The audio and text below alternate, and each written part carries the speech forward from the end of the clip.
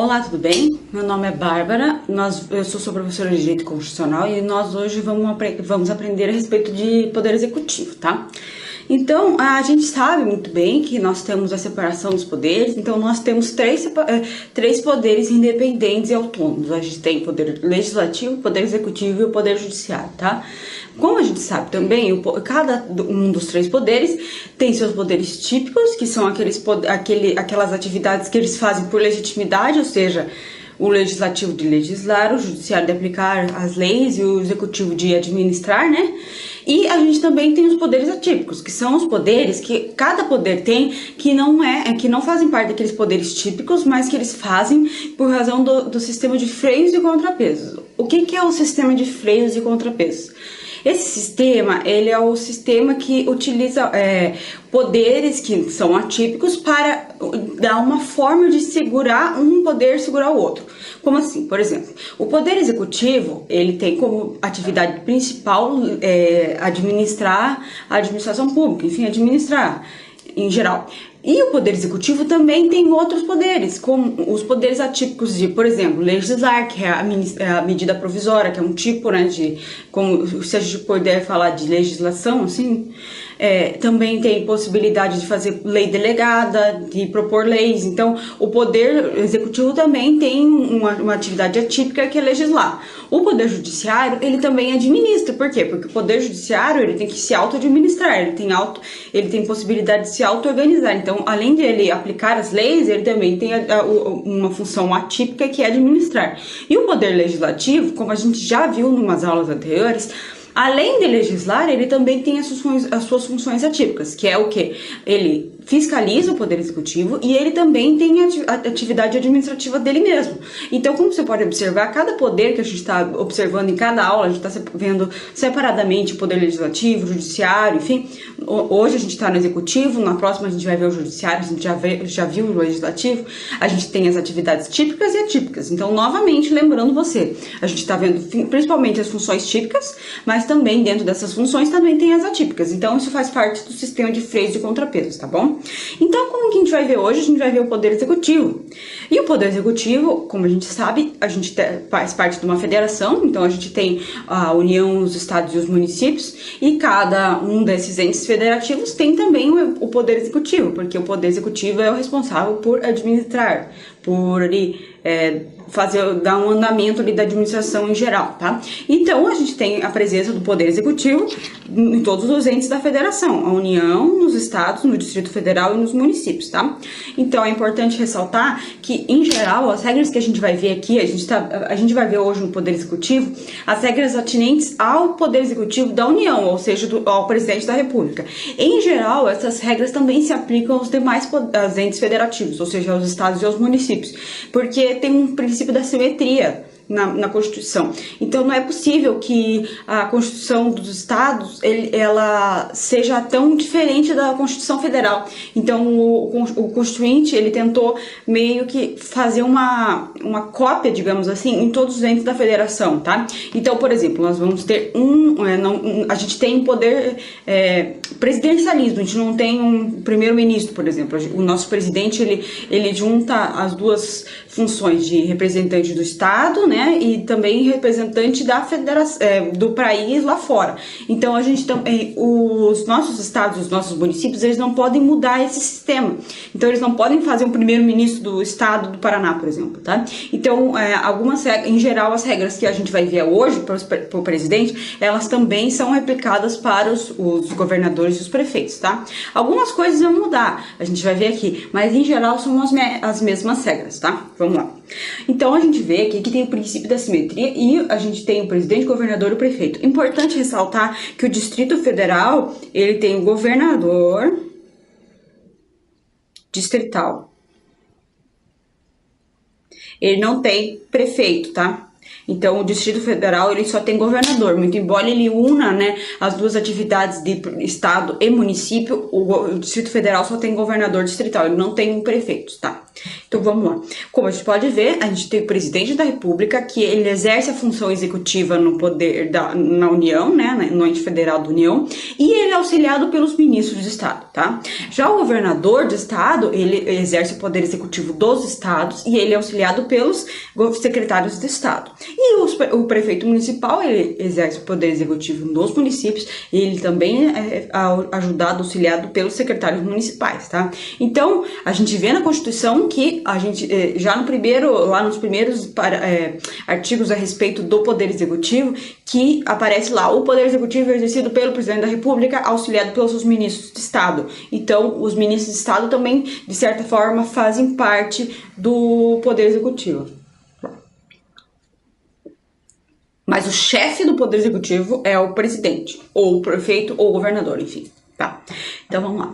Como que é a eleição para o poder executivo? Então, em todas as esferas dos entes federados, então tanto União, estados e municípios, o chefe do executivo vai ser eleito pelo sistema majoritário.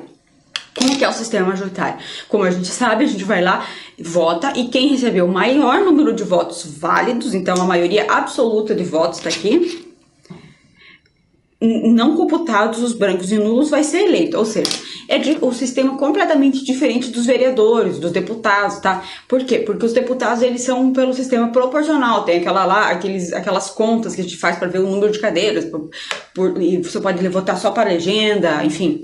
Já no chefe do executivo, não.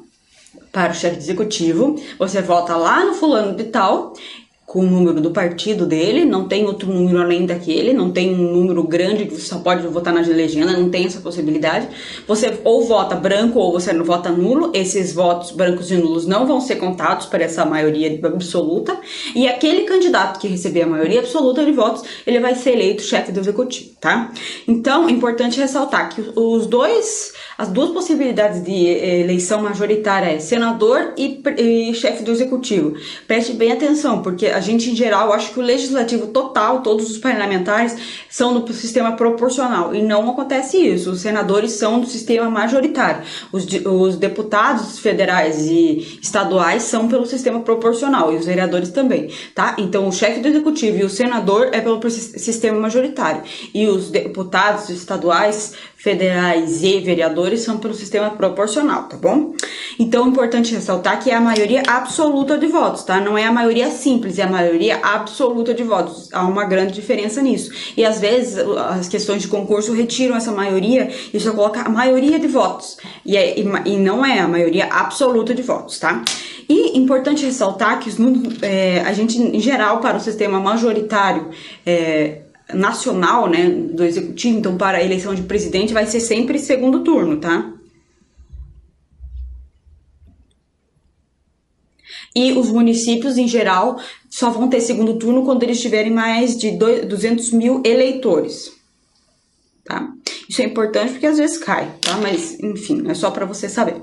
A eleição para o presidente constitui a eleição de uma chapa. Então, quando você elege o presidente da República, você elege junto o vice, que constitui a chapa dele ali para aquela eleição. Então, a eleição do presidente também implica na eleição do vice. Então, quando você estiver votando, preste bem atenção, porque o vice também faz parte do seu voto. Então, em geral, tem algumas discussões políticas em afim, não cabe aqui discutir, mas algumas pessoas dizem, eu votei só do fulano de tal, não votei para o vice. Não, você votou para a chapa. A chapa é constituída de presidente mais vice. Então, quando você vota no X, o Y é vice, você está votando no X e no Y, tá? É uma chapa fechada, tá bom? Então, na Constituição, inclusive, diz isso. A eleição do presidente implica no vice com ele registrado, tá? Então, quando você for se registrar para chefe de executivo, você vai olhar que você é obrigatório ter o cabeça da chapa, que é o presidente ali, e o vice, tá? É obrigatório, a chapa tá constituída assim. Em alguns países, existe eleição para vice e eleição para o chefe do executivo. Então, a eleição é separada, mas no Brasil não é isso. A gente constitui uma chapa, tá? E quando que vai funcionar o segundo turno aqui, ó? 2 candidatos, a gente vai ter segundo turno quando não se atinge a maioria absoluta para um candidato. Então, por exemplo, ele não tem a maioria absoluta, mais de 50%, né, de votos. Então, do total, né? Então, ele vai pro segundo turno. E como que vai funcionar o segundo turno? Em geral, o segundo turno funciona assim, vai primeiro o candidato mais votado com o segundo mais votado, eles vão juntos para eleger quem que é o mais votado entre aqueles dois. Só que aí pode acontecer, aqui ó, de algum candidato não participar do segundo turno, né? Como a gente pode ver, eu acho que eu coloquei aqui na frente. Vamos falar em geral, primeiro vamos falar sobre o segundo turno, depois a gente vê como que funciona. Então o segundo turno vai constituir dos dois candidatos mais votados, aqueles que tiveram a maioria de votos válidos, né?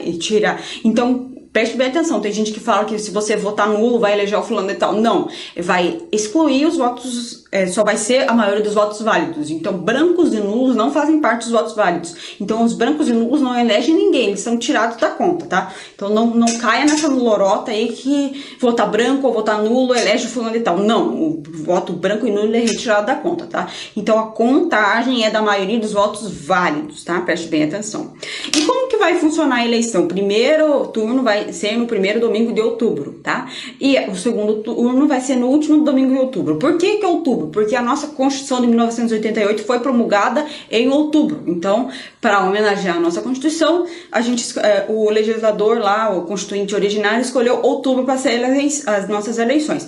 O sujeito vai ser eleito em outubro e vai tomar posse só em janeiro, porque vai começar ali o mandato no começo do ano posterior à sua eleição, tá? Então, preste bem atenção, lembre que a nossa Constituição foi promulgada em outubro, então as nossas eleições são sempre em outubro, no primeiro domingo de outubro e o segundo turno no último domingo de outubro, tá? E a posse lá e a diplomação é antes, mas a posse, enfim, 1º de janeiro do ano subsequente à eleição, tá? Então, vamos lá. Aqui a gente vai ver as hipóteses do que caso aconteça alguma coisa antes do segundo turno. Por exemplo, a gente teve um caso muito conhecido aqui no Brasil, que na eleição de presidente, em 2014, não lembro, enfim, um dos candidatos à presidência morreu num acidente aéreo. E a vice-candidata assumiu a chapa, tá? Então foi a Marina Silva que assumiu, o Eduardo Campos morreu num acidente aéreo e aí a Marina Silva foi lá. Só que a gente vai ver agora o que acontece quando o candidato do segundo turno morre. Ou seja, a gente já sabe que vai acontecer eleição e caso necessite de segundo turno, porque nenhum deles recebeu a maioria absoluta de votos, vai os dois mais votados para o segundo turno. Mas imagina que, vamos supor que os dois mais votados vão para o segundo turno e antes de realizar o segundo turno, um deles morre. Nesse caso, a Constituição diz que, caso de morte, desistência ou impedimento legal de candidato, ou seja, ele foi julgado inelegível, ou ele desistiu por alguma razão, ou ele simplesmente morreu, ele vai ser chamado daqueles que não foram convocados para segundo turno, aquele que seja mais votado. Então, por exemplo, tem 2 que foram para segundo turno e ficou 3 candidatos lá que não foram para segundo turno. E daí, um desses 2 que foram para segundo turno desistiu. Aí eles vão ver a contagem de votos daqueles que sobraram e aquele que foi votado, mais votado, ele vai para segundo turno e substituindo aquele que desistiu, morreu, ou enfim, tá? Agora também tem a possibilidade que, imagine, vamos supor, aquele que desistiu do segundo turno e aí eles foram convocar aquele que sobrou dos outros, o mais votado. Imagine que haja empate entre 2 candidatos que não foram convocados para o segundo turno. Se houver empate entre esses aqui, vai o mais idoso, tá? Então, tem 2 possibilidades. Aquele mais votado dos remanescentes e, caso exista empate entre esses candidatos, vai o mais idoso, tá? Vamos lá. Em segundo lugar, o mais candidato vai qualificar-se o mais idoso. Então, caso haja empate, ainda assim, o mais votado ainda haja empate entre esses mais votados, vai o mais idoso desses mais votados, tá? Então, tem 2 classificações. O mais votado, caso haja empate, o mais idoso desses mais votados, beleza? Aí, o que acontece? Vai ter a eleição, vai ser alguém eleito pela maioria absoluta dos votos, excluídos os brancos e os nulos, e o vice e o presidente tomarão posse em sessão do Congresso Nacional no dia 1º de janeiro, tá? E ele vai fazer um juramento lá e ele vai defender, cumprir a Constituição, observar leis, promover o bem legal do povo brasileiro, sustentar a união, integridade, a independência do Brasil, enfim, aquela coisa toda. Importante ressaltar o quê? Que eu coloquei aqui, grifado, que vai ser uma sessão do Congresso Nacional. Isso significa o quê? O Congresso Nacional significa que é a união do Senado mais da Câmara, tá? Então é a união dos dois, vai ser uma das sessões que vai haver união das duas câmeras, tá? Uma sessão bicameral, como a gente chama, uma sessão única. Então vai ser a sessão que une o Senado e a Câmara. Isso vai haver em várias situações da nossa Constituição, vai aparecer. Se você assistiu a aula de Poder Legislativo, você vai ver que quando eles forem quebrarem o veto do Presidente da República em uma lei, também vai ter que ser uma reunião do Congresso Nacional, ou seja, Senado mais Câmara, tá? Em algumas situações acontece isso. Mas enfim, quando o presidente for eleito, vai haver uma sessão do Congresso Nacional, ou seja, da Câmara e do Senado juntos, e aí ele vai fazer lá o discurso dele, enfim, tá bom? Importante ressaltar que quando for o governador eleito, não tem duas câmaras, então vai ser lá na Assembleia Legislativa, e quando for o prefeito eleito, vai ser lá na Câmara de Vereadores, tá? O princípio da isonomia não, é uma... Como que se chama? Desculpa, eu esqueci a palavra. Tem aqui no primeiro slide. Simetria, tá? É uma simetria. Então, em geral, à medida do possível, vai se replicando nas esferas do poder as mesmas regras, tá bom? Lembrando que para municípios ter segundo turno é mais de 200 mil eleitores, tá bom? Não habitantes, é eleitores. O mandato do presidente da República e também do governador de estado e do prefeito é de 4 anos, tá? E é admitida uma reeleição. Tá? Então, ele pode fazer 4 anos mais 4 anos, tá bom? Se pular um mandato e vier outro, pode ser também. Então, 4 anos mais 4 anos. Então, ele tem um mandato de 4 anos, possibilitada uma reeleição, e terá início no 1º de janeiro do ano seguinte à sua eleição. Como eu disse, a eleição em outubro, e aí começa depois em janeiro, ele pega a posse lá no 1º de janeiro, tá bom? Vamos lá. Decorridos 10 dias dessa posse, dessa data fixada para posse, ou seja, lá em 10 de janeiro, lá, caso tenha fixado no 1º de janeiro essa posse, lá no dia 10 de janeiro, o presidente ou vice-presidente, salvo motivo de força maior, não tiver assumido o cargo, ele vai ser declarado vago. Então, vamos supor, ele foi eleito o fulano e tal, e aí no dia 1º de janeiro ele simplesmente não aparece na posse. Passa 1, 2, 3, 10 dias e o fulano não apareceu ainda para tomar posse. Vai ser, a não ser que ele tenha um motivo de força maior, ou seja, sei lá, ele esteja doente, enfim, aconteceu alguma coisa grave. Caso ele simplesmente desapareça, não dê nenhuma satisfação, aquele cargo vai ser considerado vago, tá? Então é o presidente ou o vice-presidente, tá? Não necessariamente os dois juntos, pode acontecer também, tá? Atribuições do vice. Agora a gente vai ver o que cabe ao vice, porque a gente sabe que o presidente da República, o prefeito, o governador, ele tem determinadas atribuições que a gente vai ver aqui. Mas o que o vice faz, além de ser o responsável por representar quando o chefe do executivo está fora? O vice-presidente lá na Constituição e os vice-governador e prefeito, eles têm, além de outras atribuições que a lei complementar vai dar, então a lei pode dar outras atribuições que a Constituição também não deu, ele vai auxiliar o presidente e vai ser convocado para diversas reuniões aqui que a gente vai ver também nessa aula, e vai ser convocado pelo presidente por missões especiais. Por exemplo, o presidente da República está fazendo certas coisas e tem uma reunião lá na ONU, por exemplo. Aí ele pode dar a convocação para que o vice-presidente vá lá na ONU falar. Em geral, isso não acontece, porque são situações que o presidente da República, ele como chefe de Estado, ele vai lá representar, mas enfim, é só a título exemplificativo, tá? Então o presidente vai lá e manda o vice representá-lo lá no Congresso tal, por exemplo, tá? A gente tem 2 possibilidades. A gente tem a substituição e tem a sucessão. Cuidado que tem diferenças entre essas duas situações, tá? A substituição é a reocupação do cargo. Por exemplo, ele tem caráter temporário, ou seja, o presidente da República tem que viajar para fora, enquanto o presidente da República viaja, o vice toma lá e ele está no exercício da presidência da República por substituição por aquele tempo determinado, tá? Então, a substituição é por tempo temporário. Lembre que substituição é T, então T de temporário, é mais fácil de você lembrar. E a sucessão é quando o cargo fica vago, ou seja, a vacância do cargo, ou seja, no caso de impedimento, ou caso de morte do presidente, ou caso de, sei lá, inelegibilidade, o presidente sai daquele cargo e o vice-presidente se torna o presidente. No caso da substituição, o vice-presidente não se torna presidente, ou não se torna governador nem prefeito. Ele simplesmente está substituindo temporariamente, então ele continua vice, tá? Agora, no caso da sucessão, ele vai tomar posse como presidente, como prefeito ou como governador. Ele vai ter uma sessão de posse e nesse caso haverá vacância. Então vai uma sessão de posse e ele vai ser declarado presidente da República, ele vai ser declarado governador do estado, ele vai ser declarado prefeito municipal, tá?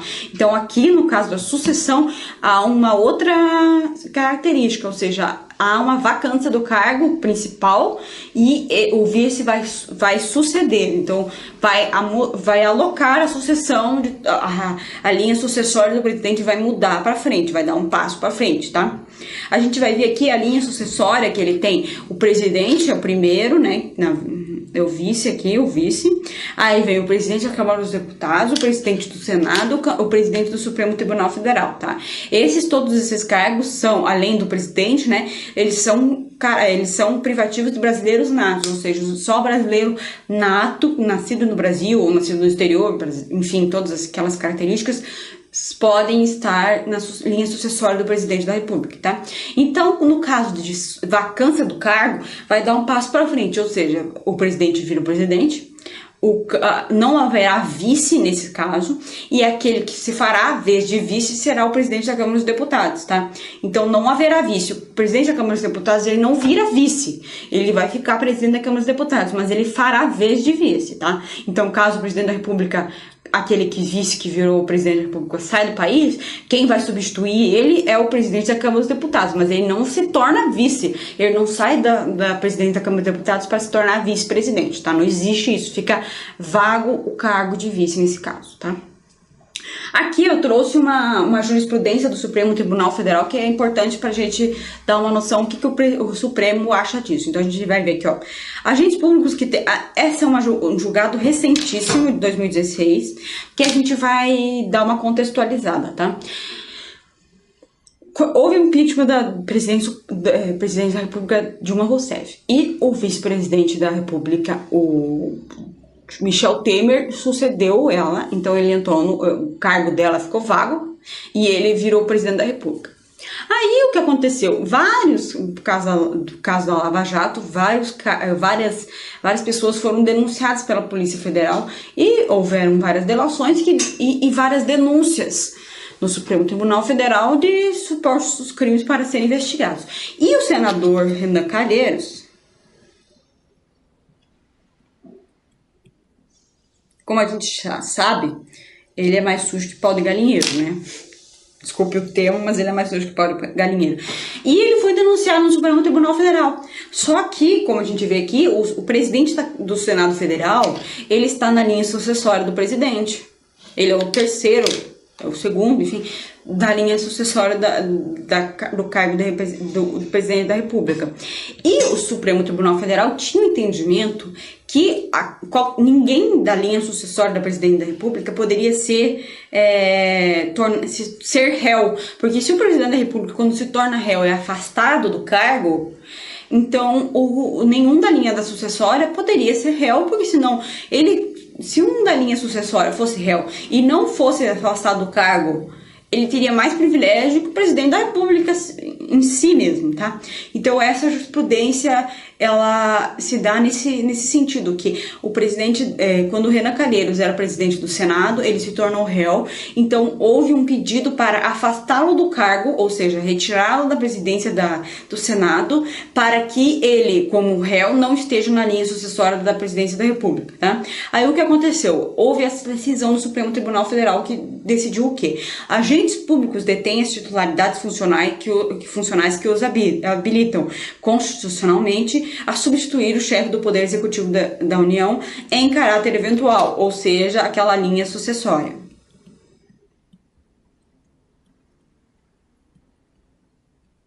Tá?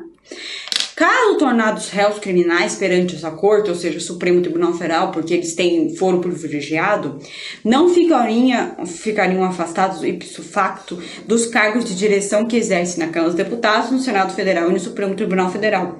Na realidade, apenas sofreriam interdição para o exercício do ofício do Presidente da República, ou seja, para não retirar o Renan Calheiros da presidência do Senado Federal, o Supremo Tribunal Federal entendeu que caso qualquer um desses na linha sucessória da presidência da República se torne réu, ele não vai ser afastado da presidência do Senado, da Câmara, do Supremo Tribunal Federal. Ele simplesmente vai ser afastado da linha sucessória. Então vamos supor, com outro exemplo aqui nessa linha sucessória, vamos supor que o presidente do Supremo Tribunal Federal se torne réu. Caso o presidente do Supremo Tribunal Federal se torne réu, ou seja, o próprio Supremo receba uma denúncia do presidente do Supremo, que é esse o caso, ele vai ser retirado da linha sucessória, ou seja, ele não vai substituir o presidente da República, mas ele vai continuar na presidência do Supremo Tribunal Federal. É esse o imbróglio jurídico, basicamente, que o Supremo Tribunal Federal fez no ano passado. O que aconteceu? O relator ministro Marco Aurélio, ele entendia que havia necessidade de retirar o Renan Calheiros da presidência do Senado. Eu, como pessoa que gosta da Constituição e leio e estudo a respeito disso, acho que haveria necessidade de retirar o Renan Calheiros da presidência do Senado, porque o fato da pessoa ser eleita presidente do Senado é uma lei que é de inferior hierarquia à Constituição Federal. Então, se a Constituição Federal entende que não pode ser réu ninguém na linha sucessória do presidente da República, a pessoa que foi eleita presidente do Senado Federal tem que ser retirada da presidência do Senado Federal e outra pessoa tem que ser posta, outra pessoa que não seja réu, e a linha sucessória fique em perfeita harmonia e não seja desconstituída. Mas o Supremo Tribunal Federal naquele momento entendeu o contrário e manteve o Renan Calheiros presidente do Senado. Isso aconteceu porque houve uma pressão política do governo, porque eles tinham que passar várias reformas e o Renan Calheiros era de extrema necessidade ali continuar na presidência do Senado para que as reformas passassem, tá? No fim das contas não passou porra nenhuma, mas enfim. Mas daí essa lambança foi feita e então agora o entendimento é o seguinte, que a pessoa que seja réu esteja na linha sucessória do presidente da República continua presidente do Supremo, da Câmara e do Senado, o que ele saia da linha sucessória, tá? Muito embora eu não concorde com isso, e agora a principal jurisprudência atual, tá? Tem que ficar de olho nisso, mas caso pergunte na sua prova a jurisprudência, o que eu acho muito difícil, é isso que o Supremo determinou até agora, tá? Vamos lá. O que vai acontecer quando acontece a vacância do cargo do presidente da República, tá? A vacância acontece quando simplesmente sai o presidente e sai o vice. Fica vazio ali a chapa que foi eleita para aquilo. E a linha sucessória, ela só existe, o presidente da Câmara, do Senado e do Supremo, ele só existe por tempo determinado. Eles não podem simplesmente tornar-se presidente até o fim do mandato, tá? Não acontece isso. Então a gente vai ver que existem duas possibilidades de vacância. Existe vacância antes dos dois últimos anos do mandato e depois nos últimos 2 anos do mandato, tá? Então, quando acontece uma vacância, ou seja, por exemplo, o presidente e o vice morreram de acidente aéreo, morreu os dois. Houve vacância, então não tem ninguém para suceder o presidente da República. A linha sucessória é temporária. Então, vai acontecer o quê? O presidente da Câmara dos Deputados vai virar presidente da República por tempo determinado e antes do término dos 2 anos do mandato vai ser chamada uma eleição, então vai ser convocada uma eleição em 90 dias, E nós, do povo, vamos eleger um novo presidente da República, tá? Então vai ser eleito um novo presidente da República para terminar esse mandato que foi cortado no meio pela morte do vice e do presidente da República, tá? E o que acontece quando morre o vice-presidente e o presidente e o vice da República, ou qualquer outro tipo de vacância, depois nos últimos 2 anos de mandato? Aí o presidente da Câmara dos Deputados vai substituir, né? Vai suceder ali a linha sucessória, só que ele vai convocar a eleição do Congresso Nacional indiretas em 30 dias, ou seja, quando é antes dos 2 anos finais do mandato, somos nós, são eleições indiretas, ou seja, nós do povo vamos eleger o presidente. Quando é depois de 2 anos de mandato, nos últimos 2 anos finais, o Congresso Nacional que vai eleger indiretamente esse presidente da República em 30 dias, tá? Então, vai ser isso que vai acontecer. Tem 2 possibilidades, 2 anos antes e 2 anos depois, tá?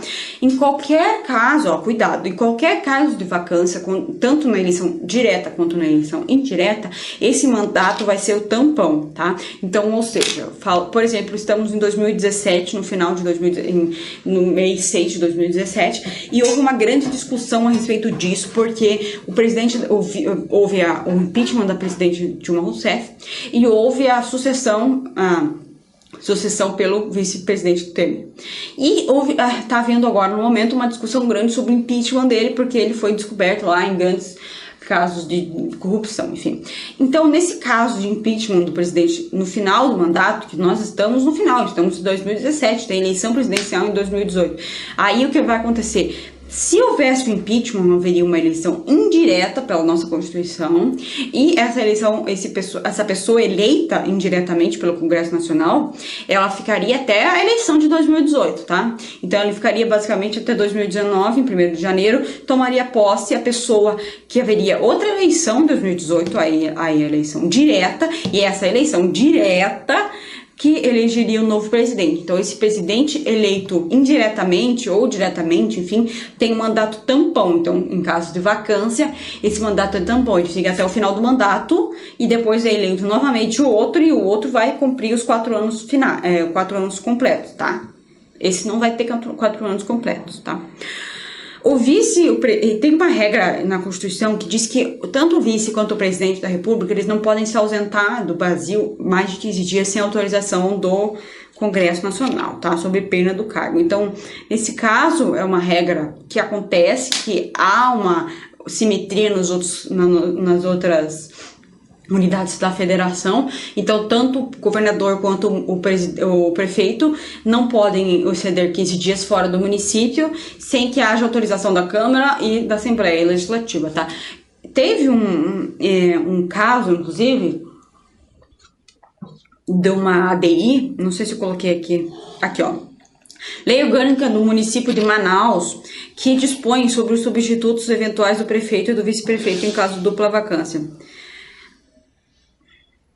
O âmbito da autonomia... desculpe, eu coloquei aqui outra jurisprudência. Existiu uma ADI também, no caso desse caso aqui, que foi um município, eu não lembro, um estado, que colocou lá que não poderia, nem o prefeito ou o governador não poderia sair do estado ou município sob nenhum dia sem autorização da Assembleia ou da Câmara dos Vereadores. Essa norma era inconstitucional, por quê? Porque ela era extremamente abusiva, porque o Congresso Nacional é só 15 dias. Então, não faz sentido eles diminuírem a 0 dias. Então, o prefeito não pode nem passar férias sem autorização da Câmara. Não pode. Então, pode ser superior a 15 dias, pode ser 20 dias, pode ser... Agora, não pode ser menos, tá? Porque a Constituição deu esse tempo de 15 dias, tá? Vamos lá. E essa é uma jurisprudência do Supremo Tribunal Federal a respeito da linha sucessória do prefeito. E aqui o Supremo Tribunal Federal entendeu que a sucessão, a disciplina acerca da sucessão e da substituição do chefe do Executivo Municipal é matéria da Lei Orgânica Municipal, tá? Então não pode vir a Constituição estadual determinar sobre a sucessão do prefeito municipal. Tem que ser a lei orgânica municipal que vai determinar, tá? Então ele pode determinar, por exemplo, o presidente da Câmara dos Vereadores que vai substituir o prefeito. Isso tem que estar na lei orgânica, não pode estar na Constituição estadual, tá? É isso que essa jurisprudência quer dizer, tá? Então a gente encerra aqui a primeira parte da lei do Poder Executivo. Nós temos a segunda parte, tá? A gente vai falar sobre o processo de impeachment, processo de julgamento do presidente da República, tá? Então a gente vai ver todos esses detalhes na próxima parte, tá bom? Muito obrigada e até mais.